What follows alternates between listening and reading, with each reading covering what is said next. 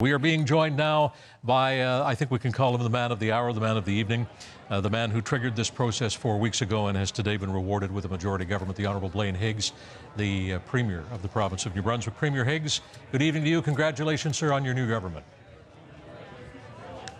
Thank you, Steve. Good evening to you as well.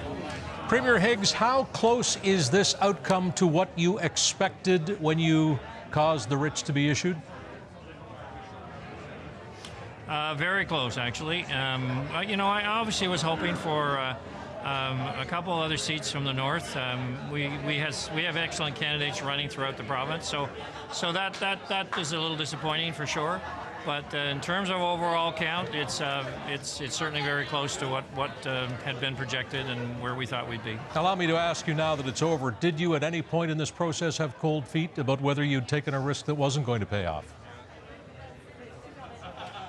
Well, Steve, for me, it was having stability. I said that from the beginning. It was being able to work with the province on issues that are long-term in nature, but presenting all the facts to do so. And I wasn't able to do that within the confines of what the structure was. And so I said that, at any point in time, we would have a situation where the opposition would try to make changes. And so it was like, okay, if we're really going to move forward with the province, we need to be in a stable position to do so. Mm-hmm. And if we have a second wave, we're in a stable position. So that's what it was about. So once the decision was made 4 weeks ago, for me, there was no turning back. We were going to do it safely, and we were going to do it. Now that you have your majority, how quickly will you move? When will you recall the legislature? And what will be the first items of business with your majority government? Well, certainly, we presented our plan when we traveled around the province and what we put together back in March. So many of those items are well underway. The things that are new, of course, we're starting up like education under the new rules of public safety. But it's like, we're just back to business here now, but only on an idea of these items that were already on the table. There's a number of new initiatives that will be coming forward in the coming weeks that I'm feeling real excited about, and certainly you'll be hearing about those. We won't be resuming the legislature for a couple of months, I would say, for sure, but we will be back to work, and we will be resuming the operations of government, and doing so within the next few days. I mean, I just might take a couple of days out for a little break, but then back at it. Well, I think with a majority, you're probably going to have no trouble doing that. You did speak a moment ago, Premier, and even in your remarks, you mentioned that the province does remain deeply divided along language lines. It's very clear in looking at the map that the density of support for the Liberal Party is concentrated in the Francophone areas of the province. Your support is mainly in Anglophone areas. This isn't a new problem, but it is a very deep cleavage that has opened up in New Brunswick politics. Practically, Premier Higgs, what can you do and what will you do to begin to heal that? Well, interesting, Steve, you're right. It's not a new problem. It's been one that has existed for some time. And unfortunately, the last number of elections, it certainly hasn't been a language problem. It's been a political issue. And I feel for a long time, the votes in the North have been taken for granted by the Liberal Party. And I'm hoping to earn those votes and earn that respect by doing what's fair and reasonable across the province.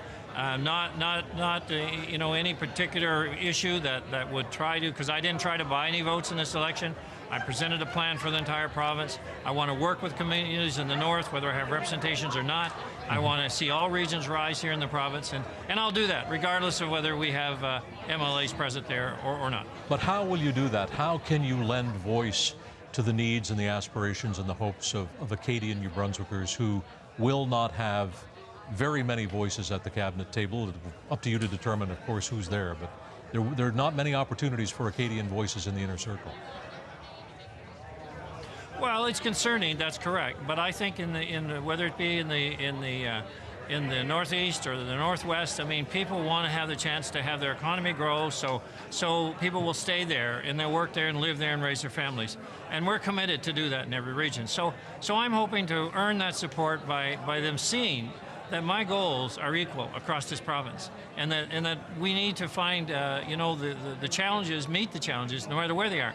And I guess I just reiterate, it isn't a language issue. It is a political issue.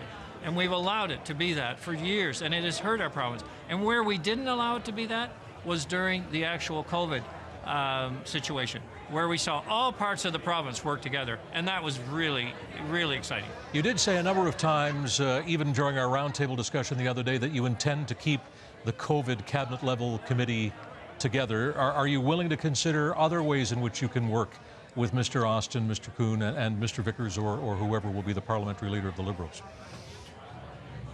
Yes, indeed, I am. So I very much am prepared to do that. We wanted to do that 4 or 5 weeks ago, and that didn't work out. But I still think it's the best way forward, because if at the end of the day, if we can get all parties to agree on something, then it could stay beyond any election. And my goal is to build a foundation in our province that just doesn't get thrown out and broken because a new government comes in. It's been my goal for 10 years now, and I feel like now I have a chance to maybe move that forward. Finally, when do you expect we might see a new cabinet? I know you're going to take a day or two for yourself and Mrs. Higgs probably at home, but you will get down to the business of a new cabinet. When will that likely be? Oh, it'll be a couple weeks before I get to announcing a new cabinet. I would say at least. Yeah. Premier Higgs, we appreciate your time tonight and take this opportunity once again to congratulate you on your majority government. I think it's safe to say that you took a chance and it paid off. Well, I mean, it wasn't a chance in the sense of we were in a low period in the COVID. We thought we could certainly do that, and it was a chance to move forward as a majority and with stability. And so, yes, it did, and I appreciate the opportunity that the Brunswickers have given me. Blaine Higgs, thanks so much for your time tonight, sir. You're very welcome. Have a good night.